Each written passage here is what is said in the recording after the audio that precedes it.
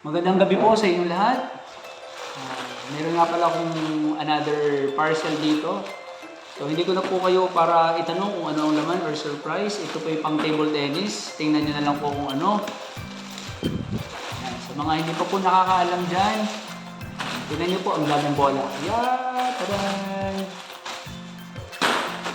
So papakita ko po sa inyo anong tatak nito. Ang tatak po nito ay TBS. Yan, TBS 40 Plus CTTA approved, made in China. So 3-star po siya. Ito po ay 50 piraso, 50 pieces po ito sa Lazada. So nag-testing ako kasi ang laki ng discount. Nung dati kong bili ay inabot ng 650. Ngayon po, naka-discount ako, 400 na lang. So, yun po.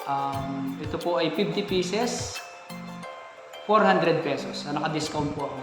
Kaya, sabihin ko po sa inyo kung ayun, maganda po ang kanyang quality, maganda ang talbog niya. Makunat. Okay. So, kita naman po natin ang bounce niya. At ipapakita ko naman po sa inyo kung mga oblong o hindi. So, panoorin nyo po, ipapakita ko po sa inyo. Ating tututukan ng camera. So yan, dyan ay makikita natin kung oblong ba o bilog ang bola na yan.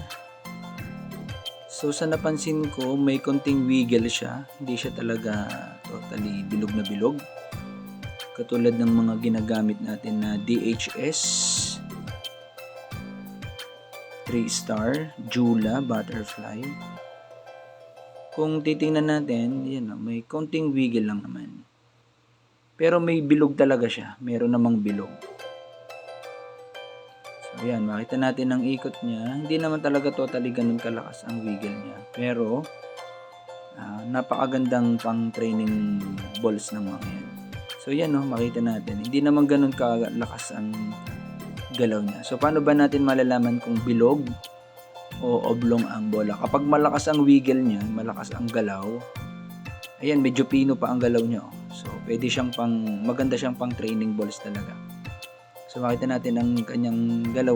Medyo pino pa talaga yung galaw niya. So tingnan pa natin. So yun. Nagtesting ako ng mga 5 bola. Pare-parehas ng galaw.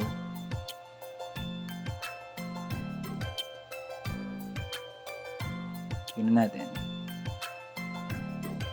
So, yun. So, makita natin. Talagang magandang gamitin siya. So, yun o. May konting wiggle siya. Pero pakinggan nyo po yung bounce niya. Solid.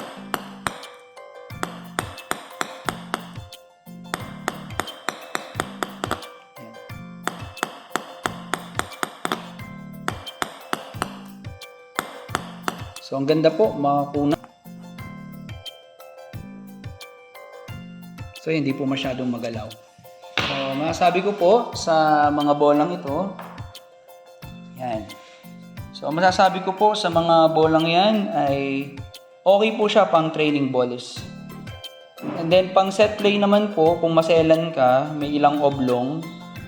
Kung ikaw ay maselan, bawa sa play, ay magkuhan ka na lang po. Better mag DHS 3-star ka na lang, Butterfly or Jula. Pero kung di ka naman maselan, pwede rin po ito. Pwede rin po itong pang training play, pang match play, kung hindi ka naman talaga maselan sa bola. So, yun lamang po. Nawa, ito po ay nakatulong sa mga naghahanap ng training balls. So, mura po ito ngayon sa Lazada. Pero meron din ito sa Topcoms, meron din sa Green Paddle. Pero nagtry lang naman ako sa Lazada. At ito naman po yung dumating sa akin. Dati ito ay 650, naka-discount ako ng malaki. Bili ko lamang po dyan ay 400. Thank you very much.